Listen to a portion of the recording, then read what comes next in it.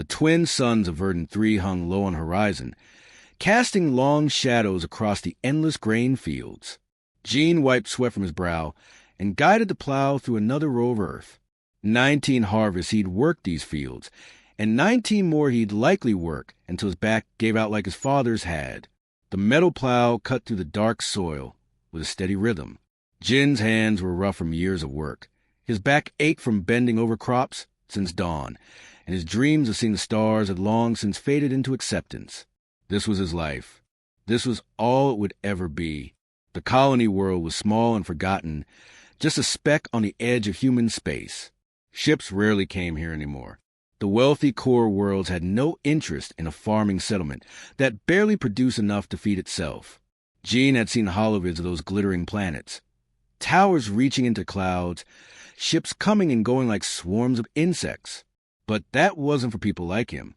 Humans had joined the Galactic Council 300 years ago, but Gene sometimes wondered what the point was.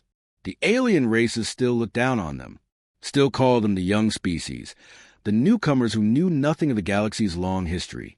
Humans were tolerated, permitted to exist, but never truly respected. Gene pulled the plow around for another pass and felt the blade catch on something. The engine whined in protest. He cursed under his breath and killed the power. Probably another buried rock. The field was full of them, remnants from when this land had been nothing but wilderness. He jumped down and began digging with his hands, clearing away the loose soil. But what he found wasn't a rock. The object was smooth and metallic, covered in symbols that seemed to shimmer in the fading sunlight. It was roughly the size of his chest, shaped like an irregular crystal, with patterns carved into every surface. Some of the symbols looked almost human, angular and geometric. Others were completely alien, curves and spirals that hurt his eyes when he tried to follow them.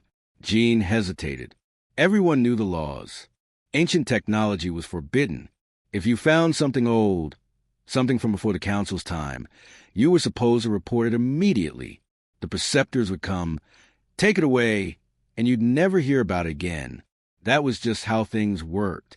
But Jin's fingers moved of their own accord.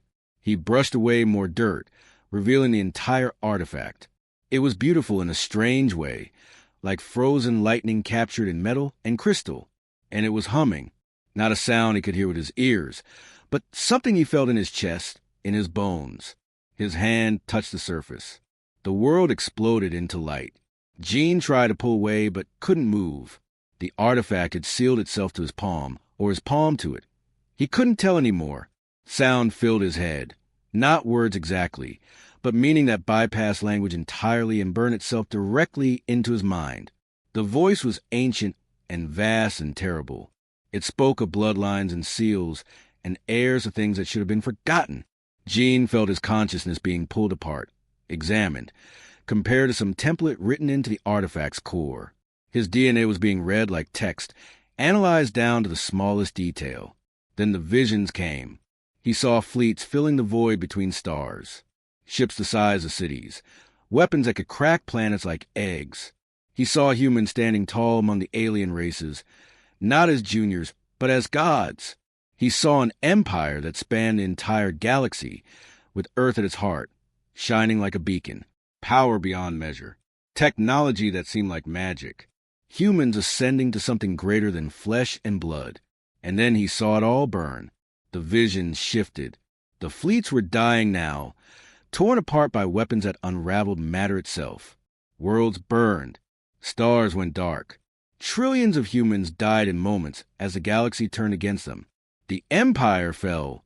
The survivors scattered, and something fundamental was taken from them. Their memories, their history, their very identity erased and rewritten.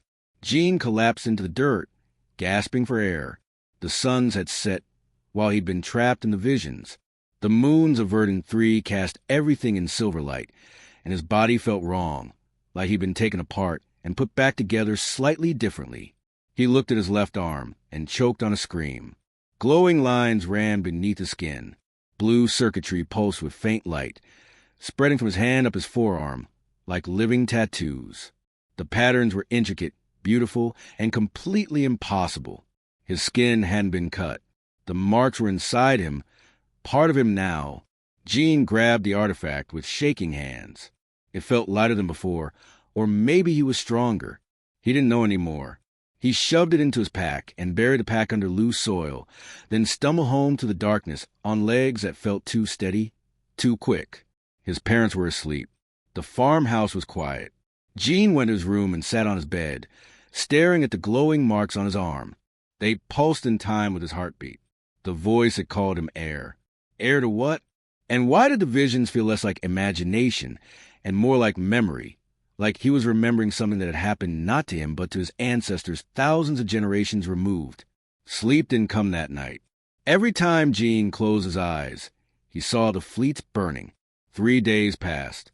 Jean tried to work the fields, tried to pretend everything was normal, but the marks kept spreading. They covered his shoulder now, crept across his chest, and he was changing in other ways too. He moved faster, without meaning to. His reflexes were too quick. Once, he caught a falling tool without looking, his hand moving before his brain registered what was happening. The artifact whispered to him at night, not in words, but in images and feelings. It wanted him to understand something. Something about what humans had been before the Great Forgetting. Something about power and responsibility and a bloodline that should have ended long ago, but somehow survived. On the 4th morning, Jean woke to the sound of engines screaming overhead. He ran outside and saw them descending through clouds. Sleek black ships with golden markings, their hulls reflecting the morning sun. Not trader vessels, not colony supply ships. These were military craft, lean and predatory. The Perceptors had come. Jin's heart hammered in his chest. They were landing near his family's farm. They knew. Somehow, they knew what he'd found. His mother came to the door, shading her eyes against the sun. Jean? What's happening? I don't know, he lied. But he did know. The artifact had marked him, changed him, and now they were coming to take it back. Or to take him. Jean ran to his room, grabbed the pack of the artifact, and climbed out his window. Behind him, he heard the ship's landing, heard boots hitting the ground, heard his mother's confused questions turning into screams. He wanted to go back. Every part of him screamed to protect his family. But the voice in his head, the one that came from the artifact or from his own changing DNA, told him to run, told him that if he was caught, everything would be lost. Not just him, but something bigger, something the galaxy needed to remember. So Jean ran toward the spaceport, leaving his old life burning behind him. The spaceport district of New Pyongyang was a maze of rust and desperation. Jean moved through the crowd with his hood up, the artifact hidden in a sealed cargo container on his back. 2 days he'd been running, sleeping in alleys, stealing food when he could. His stomach ached with hunger. The glowing marks on his skin had spread to his chest now, and he kept his jacket zipped tight to hide them. People would ask questions if they saw. Questions he couldn't answer without sounding insane. The Perceptors were everywhere. Jean watched them from the shadows as they stopped merchants and scanned identification papers. Their armor was polished black, their masks golden and expressionless. They moved through the crowds like sharks, and everyone gave them space. Nobody wanted trouble with the Perceptors. Jean ducked into a warehouse as another patrol passed. His heart pounded. He pressed against the cold metal wall and tried to make himself small. The container on his back felt heavy, like it was getting heavier with each passing hour. Or maybe that was just exhaustion. He needed to get off this world. But leaving required credits, and Jean had nothing. His family had been poor farmers. He'd never even held enough money to buy a ship ticket, let alone bribe a smuggler to take him without asking questions. A voice spoke from the darkness. "You look lost." Jean spun around, his hand going to the small knife at his belt. A woman stood in the shadows, maybe 30 years old, with short black hair and a long scar down her left cheek. She wore a pilot's jacket that had seen better days, and she carried herself like someone who'd survived things that would break normal people. "I'm fine," Jean said, trying to sound confident. The woman stepped closer. Jean could see a ship captain's badge on her collar now. "No, you're not. You're running from Perceptors. I can see it in your eyes." "I've seen that look before." Jean said nothing. Trust was dangerous. My name is Hannah, the woman continued.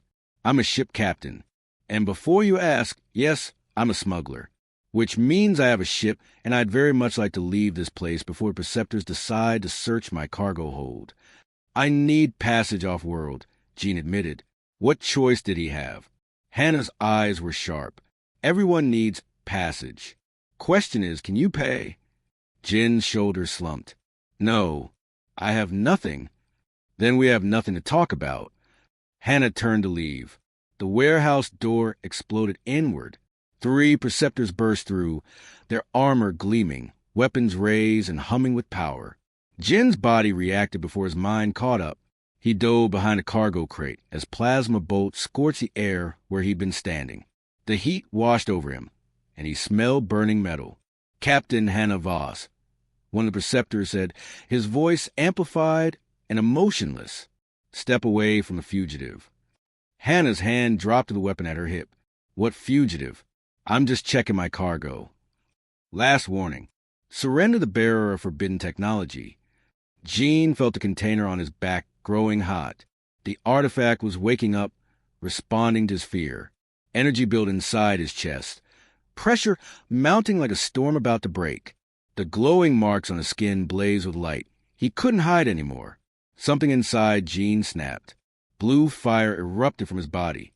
Light poured from the marks on his skin, from his hands, from his eyes. The artifact discharged through him like he was a lightning rod, and a wave of pure energy washed over the warehouse. The Preceptors' armor sparked and died. Their weapons went dark. They collapsed to the ground, not dead but helpless, their technology completely fried. Jean staggered. Smoke rose from his clothes. His whole body felt like it had been struck by lightning, every nerve screaming. The marks faded back to a dull glow, and he could breathe again. Hannah stared at him. Her weapon was halfway out of its holster. What are you? I don't know, Jean gasped. It was the truth. Hannah looked at the fallen Preceptors, then at Jean, then at the scorch marks on the walls. She made a decision. Change of plans. You're coming with me, and you're going to tell me everything. The ship was called the Wandering Star. It was old but well-maintained, scarred from what must have been 100 close calls. Jean sat in the small crew quarters while Hannah piloted them away from Verdun 3, pushing the engines as hard as they would go. So, Hannah said over the intercom, going to explain what happened back there? Jean pulled the artifact from the container and set it on the table. The metal gleamed in the dim light. I found this. In a field. It did something to me. A holographic figure appeared beside the artifact. Jean jumped, nearly knocking over his chair. The hologram was blue and transparent, shaped like a woman, but clearly artificial. This is Sarah, Hannah said, my ship's computer. She's special. Might be able to tell us what you're carrying. Sarah extended beams of light over the artifact, scanning it from every angle. Her holographic eyes went wide. Captain, this shouldn't exist. The technology here is impossible. And these symbols... She paused. These are from the first human hegemony. The what? Jean asked. Hannah had gone very quiet. When she spoke again, her voice was careful. The first hegemony is supposed to be a myth, a story conspiracy theorists tell about humanity's secret past. It's not a myth, Sarah said softly. I have fragments of data in my archives, files I'm not supposed to be able to access. This artifact is at least 75,000 years old. Jean felt cold. That's impossible. Humans only went to space a few hundred years ago. That's what the official history says. Sarah agreed. But this artifact tells a different story. She turned her scan on Jean, and he felt a tingling across his skin. Your DNA has been modified. The changes are far beyond anything current technology can do.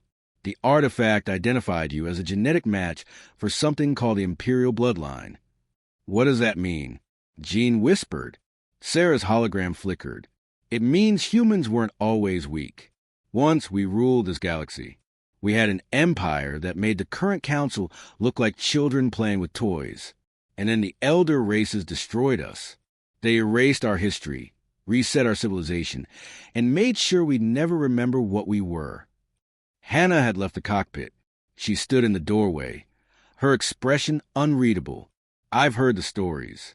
In the military, among veterans who ask too many questions, they say humanity was ascending, becoming something the aliens couldn't control.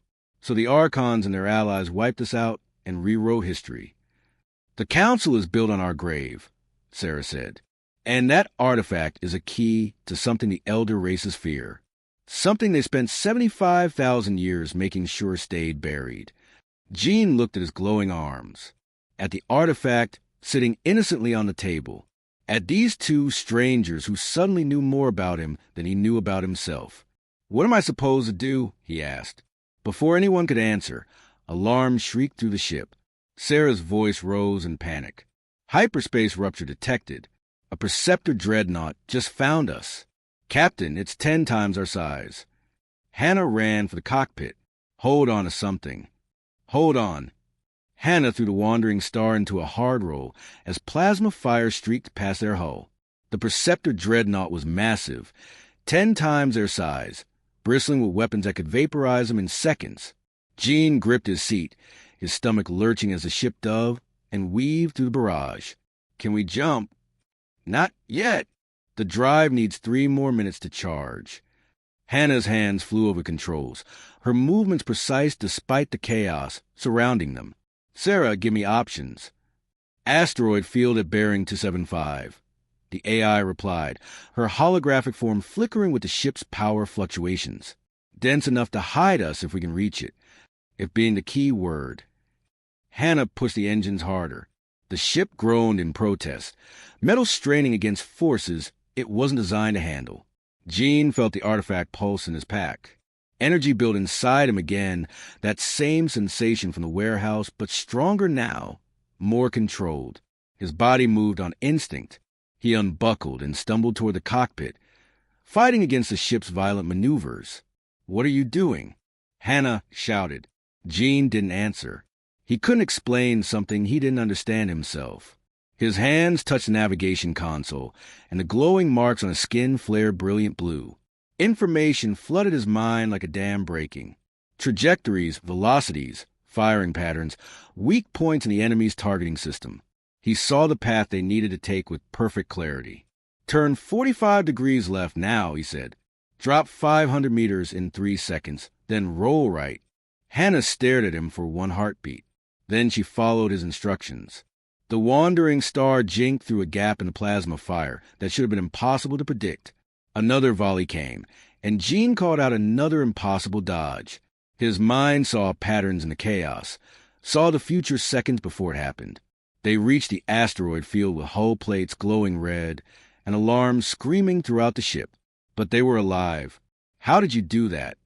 Hannah asked, her hands still shaking on the controls. "I don't know," Gene said honestly. "I just knew. I could see what they were going to do before they did it." Sarah's hologram stabilized.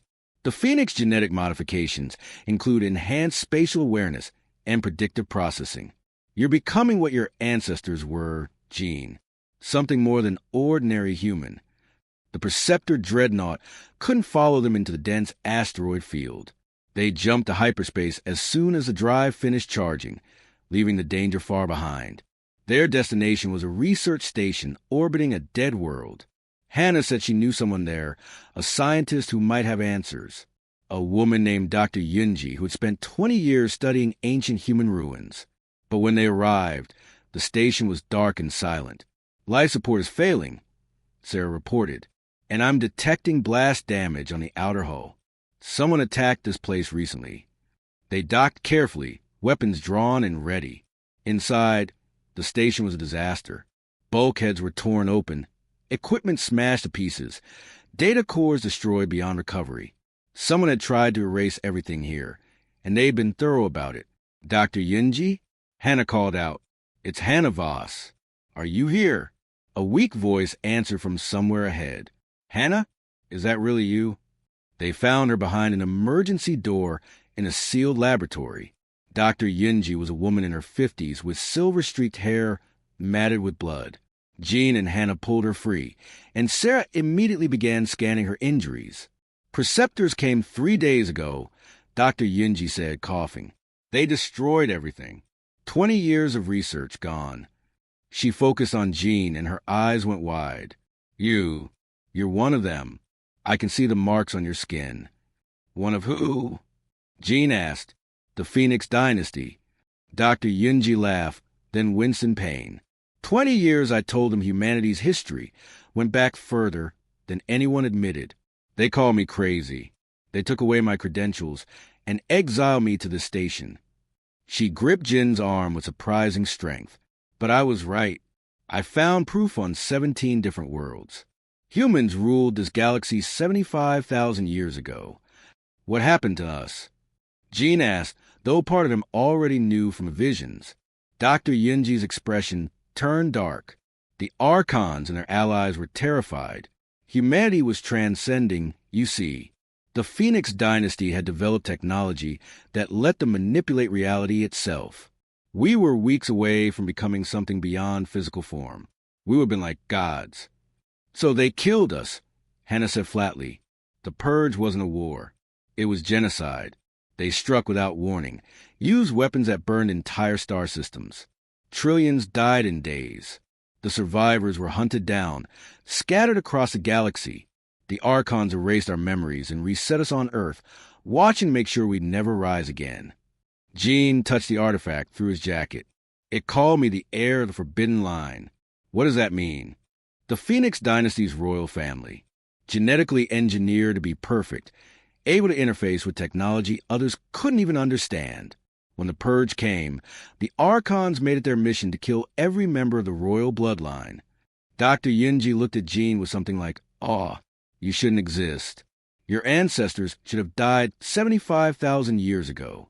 But somehow, impossibly, the bloodline survived. You're the heir to everything humanity lost.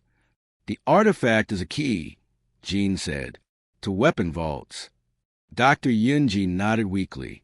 The Basilisk vaults. Arsenal worlds where the hegemony stored its most powerful weapons. That's why the Preceptors want you dead. If humanity found those vaults, if we remembered what we were, the elder races would lose everything. Alarms blared suddenly. Sarah's voice filled the station. Preceptor forces approaching. Multiple ships. A transmission cut through. The voice crystalline and ancient. Bearer of the Forbidden Line. You have been judged guilty. Surrender the key, and your death will be swift. Resist, and we will burn every human world until you are found. Dr. Yunji's face went pale. That's Inquisitor Vorth, an Archon who participated in the original Purge. He personally killed the last Phoenix Emperor 75,000 years ago. The same being who had murdered Jin's ancestor was coming for him now. We need to leave, Hannah said urgently. Dr. Yunji shook her head. I'm already dead. These injuries are too severe. But you need to go. She pressed something into Jin's hand. A data chip. Coordinates to the nearest vault. Go there. Claim your heritage. Show the galaxy what humanity really is. Explosions rocked the station as Preceptor ships opened fire. Hannah pulled Jean toward the docking port, but he looked back at Dr. Yunji one last time. The old scientist smiled at him through her pain. Make them remember, Heir. Make them fear us again. The wandering star undocked and fled as the station exploded into fire behind them. Jean watched through the view screen as the flames consumed Dr. Yunji's life work, consumed the only proof of humanity's stolen glory. Something hard and cold settled in his chest. Not anger exactly. Something deeper. Purpose. Hannah, he said quietly, take us to the vault. Jean, we don't know what we'll find there. The Ashenfell system was a tomb. Thousands of ships drifted in the void, their hulls dark and broken, orbiting a dying red star. Some were massive, dreadnoughts the size of mountains, their weapons still intact after 75,000 years. Others were smaller, fighters and frigates, frozen in positions they'd held when death came for them.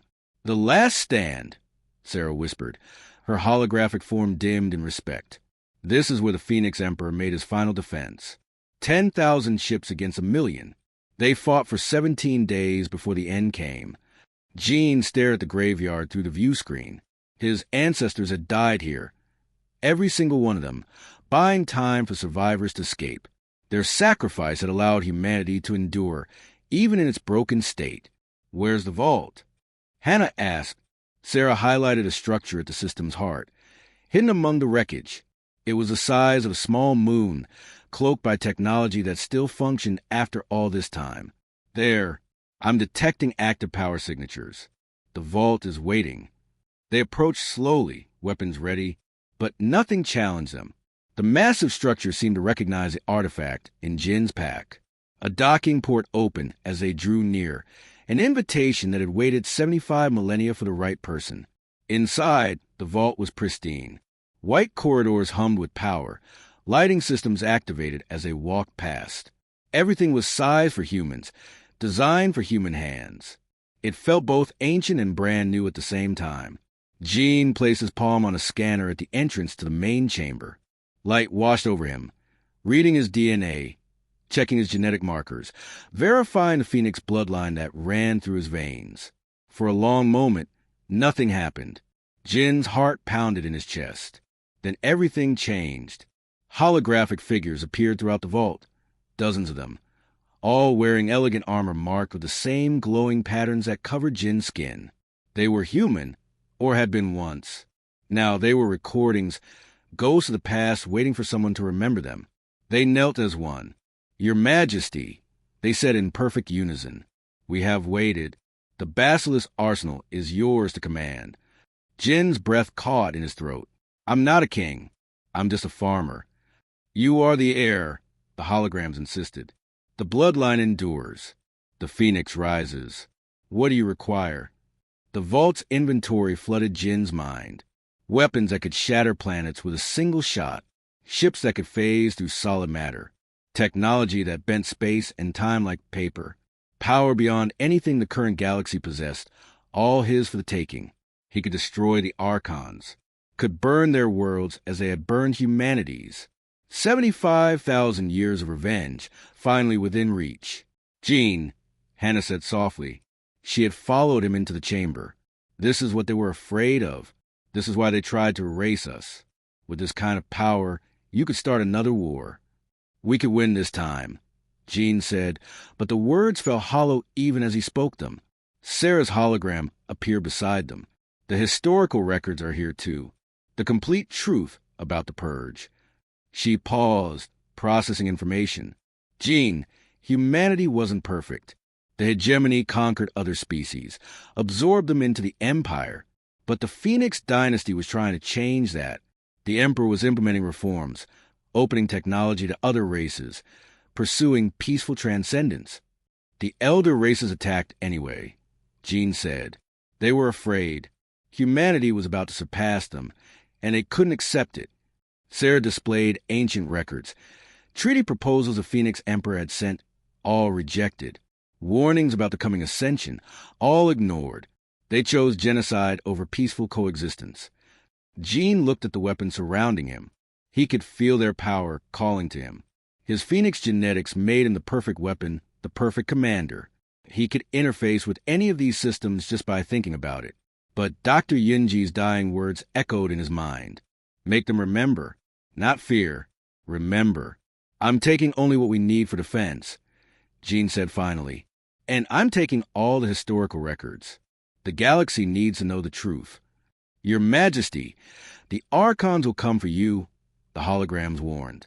"Let them come," Jin said. "I won't start another war, but I won't let them silence us either." He chose carefully. One frigate, advanced but not overwhelming.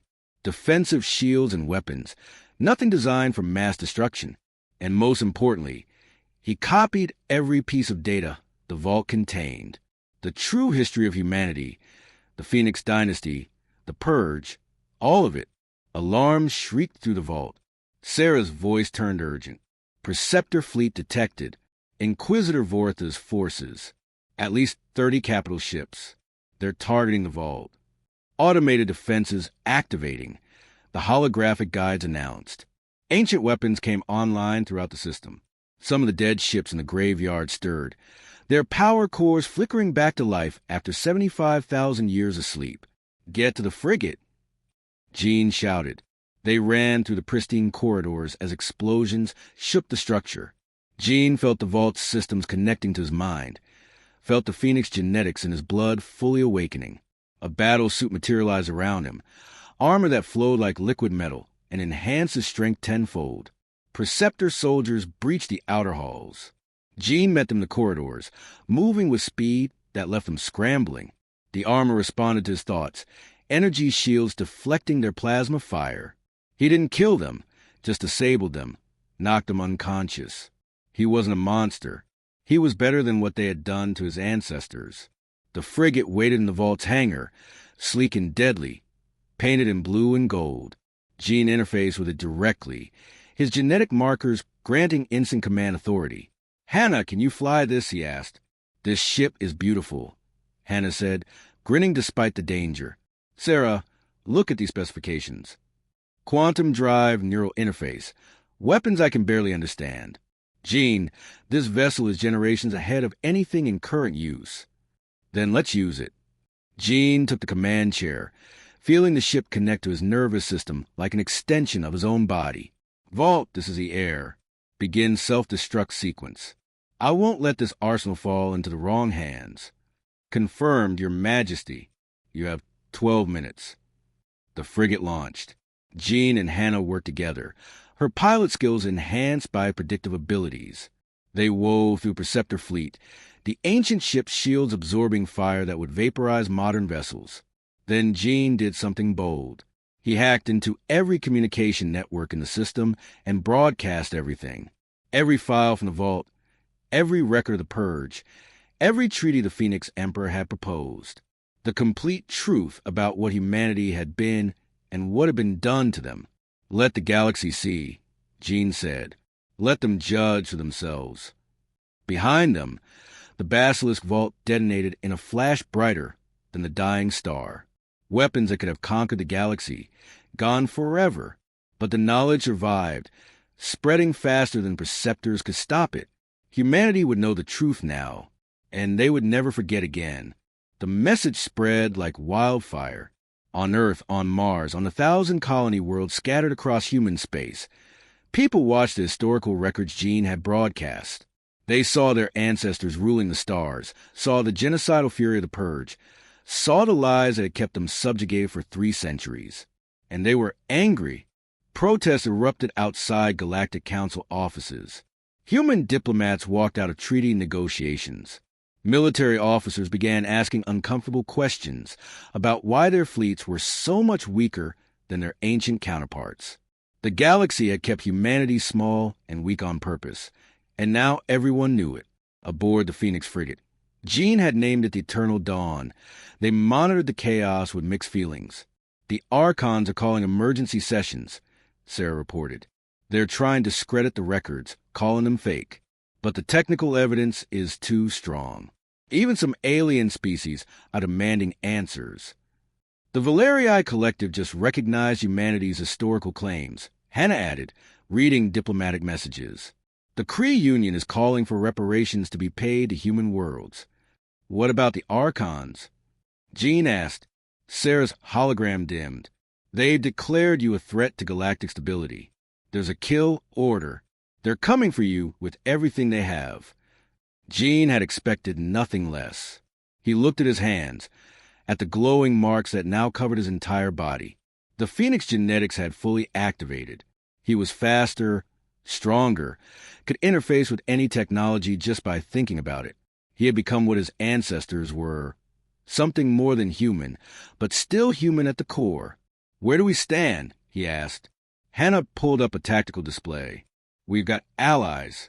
Captain Dave from the Running Light, Commander Yuna and her squadron, a dozen others. Veterans who remember when humanity had pride. They want to fight. Against the entire Preceptor fleet? If necessary." Hannah's voice was steel. "You showed us what we were, Gene.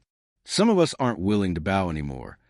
Over the following weeks, they found 2 more basilisks, vaults using Dr. Yinji's coordinates. Gene took only what they needed, ships and weapons sufficient for defense. He shared some of the recovered technology with human forces, carefully selected advancements that would level playing field without starting an arms race. People were calling him the Phoenix Heir now. Some saw him as a symbol of human pride. Others feared he would lead them into a war they couldn't win. Gene feared they were both right. His abilities continued to grow. He could predict enemy movements before they happened, could sense the emotions of people around him, could interface with technology across vast distances. The Phoenix genetics weren't just physical enhancements. They were pushing him towards something beyond human, the same transcendence his ancestors had been achieving when the Purge came. This is what scared them, he told Hannah one night as they drifted between stars. Not just our weapons, this evolution, the fact that we were becoming something they couldn't control. Are you still human? Hannah asked quietly. Gene looked at her, this brave woman who had risked everything to help a farm boy she barely knew. Yes, he said, I'm becoming what humanity could be, but I'm still me inside. He hoped that was true. The crisis came at Terra Nova, humanity's second largest colony. 3 million people lived there, and the Archons had decided to make an example of them. Fleet incoming, Sarah announced. 60 capital ships, Inquisitor Vorth commanding. They're broadcasting surrender demands. If Terra Nova doesn't hand over Gene within 6 hours, they'll destroy the entire planet. Gene felt ice in his veins. 3 million hostages for one person. The Archons were showing the galaxy what happened to humans who reached too high. I could surrender, he said quietly. Absolutely not. Hannah was already plotting a course. We've got 16 ships. Against 60. Not great odds, but we have something they don't. What? She grinned. You. And 75,000 years of angry human engineering. They jumped to Terra Nova with every allied ship they could gather. The Perceptor fleet hung in orbit like a storm cloud, weapons aimed at the planet below. Inquisitor Vorth's dreadnought sat at the center, larger than all the others. Gene broadcast on open channels. Vorth, this is Gene, heir of the Phoenix dynasty. You want me? Here I am. Leave the colony alone. The Inquisitor's crystalline voice crackled in response. The forbidden line ends today, as it should have ended 75,000 years ago. Your emperor died begging. You will do the same. My ancestor died fighting, Gene shot back. Fighting for a future where humans and aliens could exist as equals. You murdered him for it. Murdered trillions.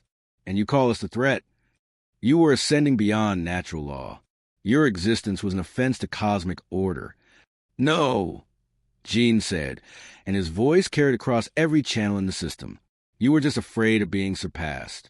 Afraid that humanity would become your equals, then your betters. So you committed genocide and rewrote history to justify it. Enough words, Heir. Join your ancestors in death. The Perceptor fleet opened fire. Jin's consciousness expanded across the eternal dawn and every allied ship in the fleet through the neural interface. He coordinated them with impossible precision. His Phoenix abilities let him see the battlefield in 4 dimensions, predict every move before it happened. The 16 human ships moved as one, a perfectly synchronized dance. They wove through Perceptor formation, targeting weak points, exploiting gaps. The recovered hegemony technology made each human vessel worth 3 of the enemies, but 60 against 16 was still terrible odds. Ships died on both sides. Gene felt each human death like a knife in his chest, but he couldn't stop. He pushed his abilities harder, coordinating attacks with microsecond precision, his mind operating at speeds that should have been impossible. Then something changed. More ships dropped out of hyperspace. Human ships, dozens of them, from colonies across known space. They had seen the broadcast, seen Gene standing against impossible odds, and they had come. The tide turned. Inquisitor Vorth's dreadnought tried to flee, but Jin's frigate was faster. They met in the void between stars. Ship to ship, the battle lasted 17 minutes. The same number of days the Phoenix Emperor had fought before falling. But this time humanity won. Vorth's ship broke apart, and the ancient Archon who had murdered Jin's ancestor 75,000 years ago finally paid for his crimes. The remaining Perceptor ships retreated. The Galactic Council was forced to the negotiating table. Gene stood before the assembly not as a supplicant, but as an equal. He demanded recognition of humanity's history, reparations for the genocide, and true partnership in galactic affairs. Some elder races refused, but others, seeing the future clearly, accepted. 10 years later, humanity was a leading power in the galaxy. Gene, called the Phoenix Emperor by some and First Speaker by others, had guided humanity's rise. But he hadn't restored the old empire. He knew that path led only to stagnation. Instead, he established the Phoenix Accord, where humanity would share recovered technology in exchange for true partnership. Not revenge, but renewal. The end.